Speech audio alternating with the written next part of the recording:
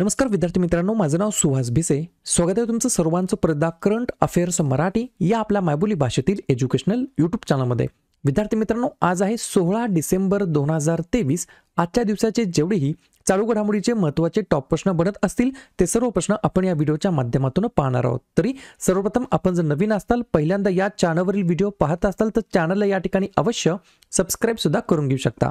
ठीक आहे, चला तर मग आपण आजच्या व्हिडिओला सुरुवात करूया. त्या अगोदर कालच्या व्हिडिओमध्ये जो काही शेवटचा प्रश्न विचारला होता त्या प्रश्नाचं उत्तर जाणून घेऊया. काय होता प्रश्न?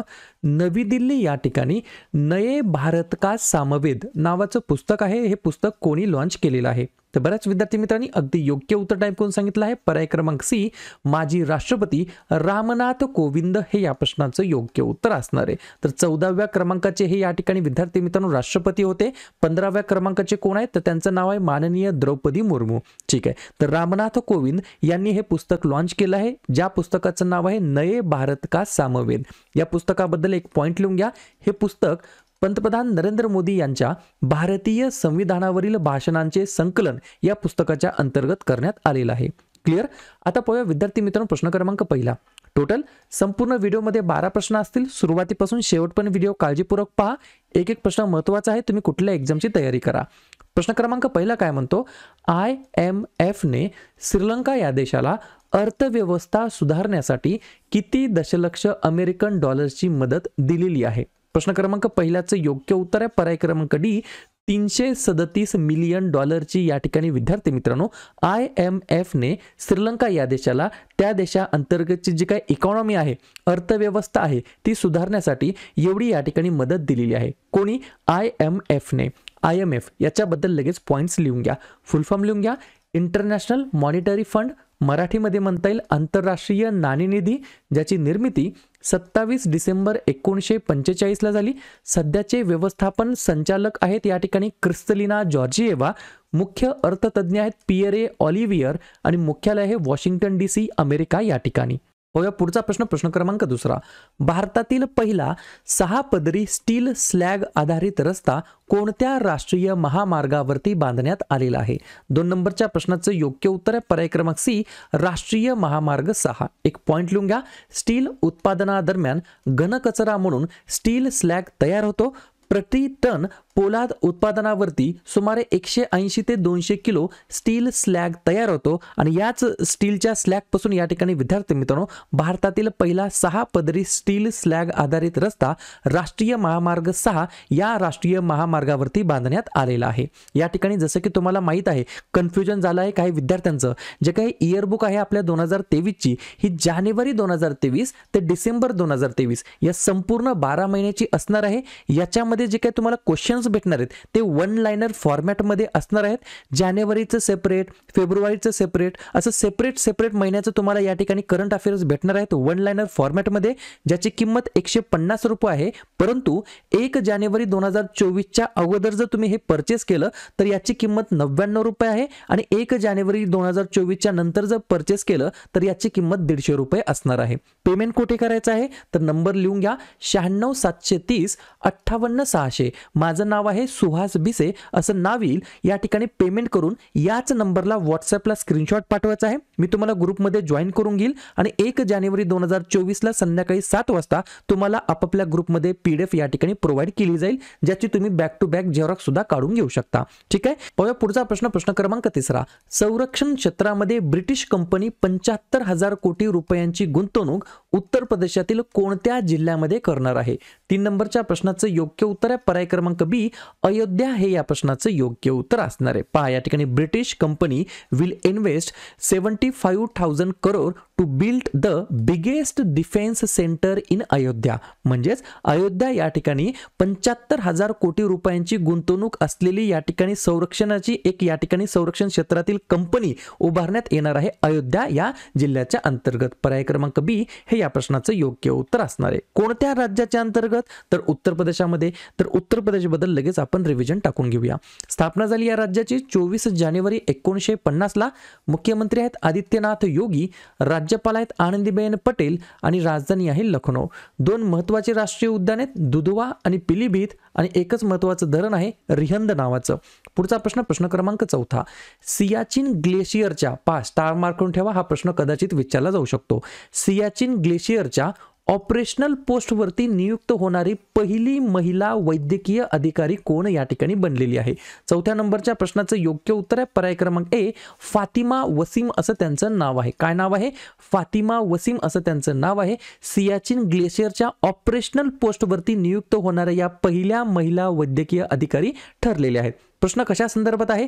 प्रथम महिलाबद्दल या ठिकाणी प्रश्न आहे. तर लगेच लेटेस्ट जे काय प्रथम महिला या ठिकाणी वेगवेगळ्या क्षेत्रामध्ये नियुक्त झाल्यात, प्रथम म्हणजे पहिल्या वेळेसच, त्याच्यावरती आपण एकदा रिव्हिजन टाकूया. अत्यंत महत्त्वाची ही स्लाइड आहे, लिहून घ्या. वेस्टर्न सेक्टरमध्ये मिसाईल स्क्वाड्रनचे नेतृत्व करणाऱ्या पहिल्या IAF महिला अधिकारी ठरल्यात शालिजा धामी. आशियाई कप स्पर्धेमध्ये पदक जिंकणारी पहिली भारतीय महिला ठरलेली आहे मनिका बत्रा. पहिली भारतीय महिला हॉकीपटू जिच्या नावावर किंवा ज्याचं नाव या ठिकाणी स्टेडियमला देण्यात आलेलं आहे, तर राणी रामपाल असं त्यांचं नाव आहे. जम्मू काश्मीरमधील वन्यजीव संरक्षण पुरस्काराने सन्मानित होणारी पहिली महिला या ठिकाणी ठरली आहे आलिया मीर. वंदे भारत एक्सप्रेसच्या पहिल्या महिला लोको पायलट ठरल्या सुरेखा यादव. भारतीय नौदल युद्ध नौकेचे नेतृत्व करणाऱ्या पहिल्या महिला ठरल्या प्रेरणा देवस्थळी.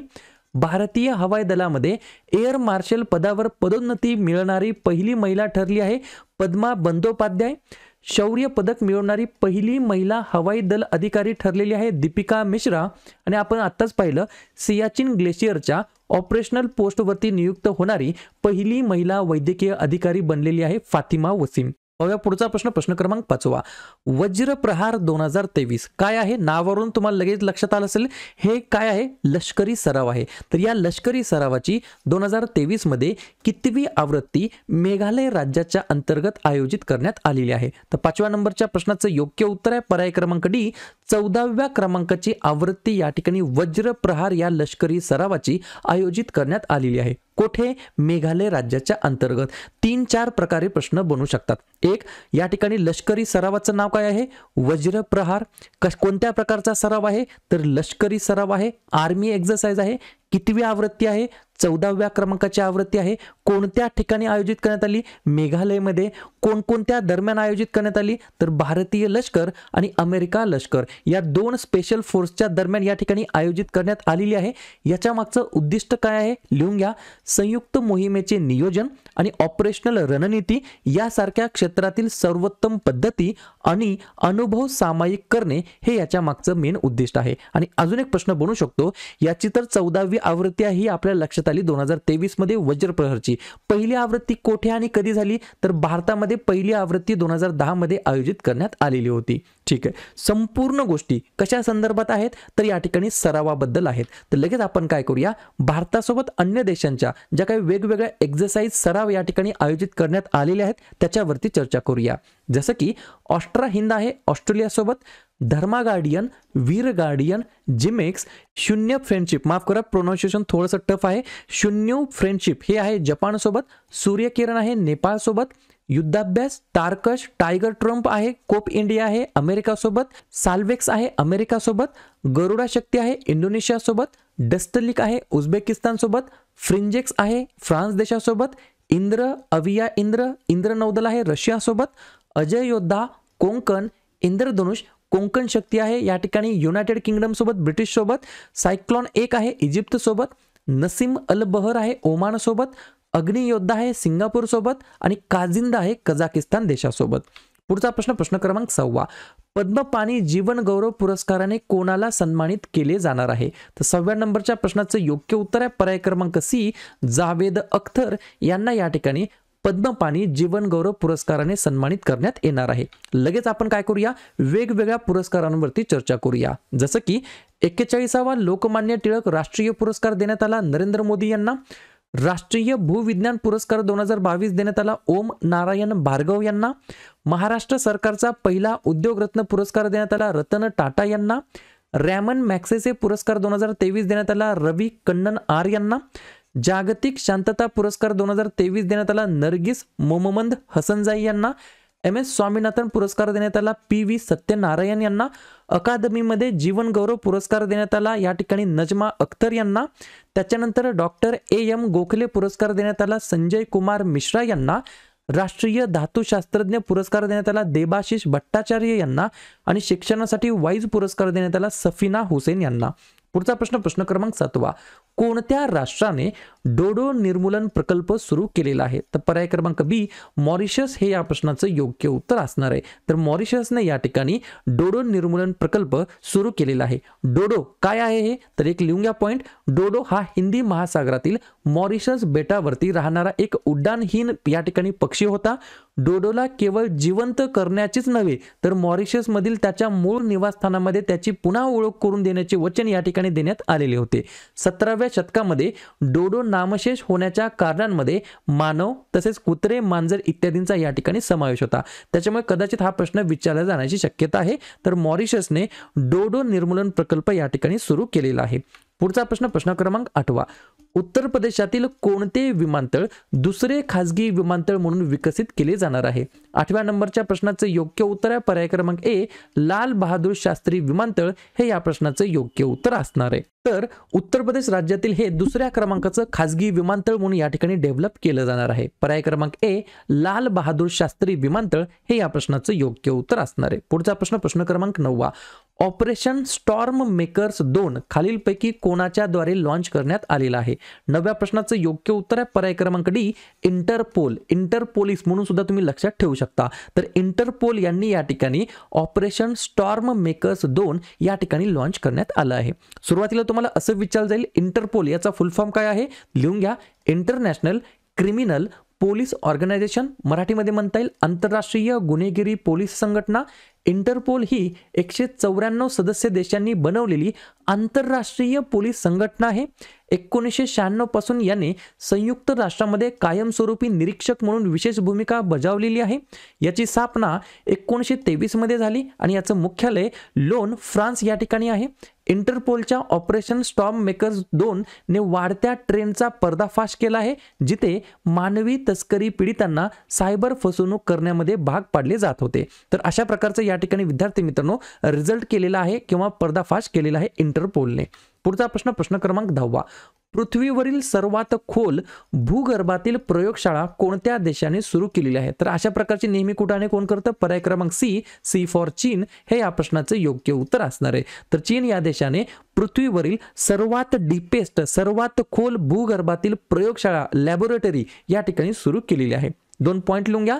एका पर्वताखाली पृथ्वीच्या पृष्ठभागापासून 1.5 मैल खोलीवरती ही प्रयोगशाळा स्थित आहे ज्याचे क्षेत्रफळ 120 ऑलिम्पिक आकाराच्या जलतरण तलावाच्या समतुल्य आहे, म्हणजे तेवढ्या इक्वल आहे असं म्हटलं तरी काय हरकत नाही। तर चीनने या ठिकाणी पृथ्वीवरील सर्वात खोल भूगर्भातील प्रयोगशाळा या ठिकाणी सुरू केलेली आहे।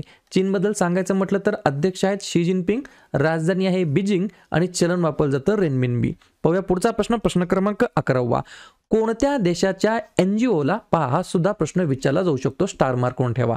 कोणत्या देशाच्या NGOला आंतरराष्ट्रीय लैंगिक समानता पुरस्कार 2023 ने सन्मानित करण्यात आलेला आहे? तर पर्याय क्रमांक B अफगाणिस्तान हे या प्रश्नाचं योग्य उत्तर असणार आहे। तर अफगाणिस्तान देशाच्या NGOला आंतरराष्ट्रीय लैंगिक समानता पुरस्कार 2023 ने सन्मानित करण्यात आलेला आहे। 2 पॉइंट लिहून घ्या। फिनलँडने अफगाणिस्तानमधील NGOला आंतरराष्ट्रीय लैंगिक समानता पुरस्कार 2023 प्रदान केला आहे। तुम्हाला प्रश्न फिरून विचारला जाऊ शकतो। एक NGOला आंतरराष्ट्रीय लैंगिक समानता पुरस्कार कोणी जाहीर केला? तर अफगाणिस्तानच्या NGOला। कोणी जाहीर केला? तर फिनलँड देशाने। त्याच्यामुळे त्या देशाचं नाव तुम्हाला लक्षात ठेवायचं आहे। ही NGO काय करत होती? तर ही NGO अफगाणिस्तानमध्ये महिलांच्या अधिकारांना प्रोत्साहन आणि संरक्षण देण्याचं काम करत होतं। पुढचा प्रश्न शेवटचा प्रश्न क्रमांक 12 खालीलपैकी कोणत्या IITने पाण्यातील आर्सेनिक आणि धातूचे आयन काढून टाकण्यासाठी अमृत विकसित केलेला आहे, डेव्हलप केलेला आहे? तर पर्याय क्रमांक A IIT मद्रास हे या प्रश्नाचं योग्य उत्तर असणार आहे। तर जे काही पाण्यातील आर्सेनिक आणि धातू आहेत, धातू आयन काढून टाकण्यासाठी अमृत नावाचं या ठिकाणी विकसित केलं आहे IIT मद्रासने। क्लिअर? तर अशा प्रकारे विद्यार्थी मित्रांनो हे होते आजचे 12 प्रश्न। उपक्रम कंटेंट हा जो काही प्रयत्न आम्ही सुरू केला आहे मराठी भाषेमध्ये मराठी विद्यार्थ्यांसाठी कसा वाटतो नक्कीच कमेंट करत चला। आणि या ठिकाणी तुमच्यासाठीचा आजचा खास प्रश्न 33व्या व्यास सन्मान पुरस्कारासाठी कोणाची निवड करण्यात आलेली आहे? शिवशंकरी, पुष्पा भारती, निखिल डे की व्ही आर ललितांबिका? तर ज्या पण विद्यार्थ्यांनी या प्रश्नाचं योग्य उत्तर येत असेल त्या प्रश्नाचं उत्तर तुम्ही कमेंट बॉक्समध्ये बिंदासपणे टाईप करून सांगा. या प्रश्नाचं उत्तर चुकू द्या, बरोबर येऊ द्या, काहीच हरकत नाही, परंतु ट्राय करणं, प्रयत्न करणं सर्वात जास्त महत्त्वाचं आहे. आणि दुसऱ्या दिवशी येऊन आपण दिलेल्या प्रश्नाचं उत्तर हे बरोबर आले की चुकलं हे दुसऱ्या दिवशी येऊन चेक करणं, तपासणं हे देखील तितकंच जास्ती महत्त्वाचं सुद्धा आहे.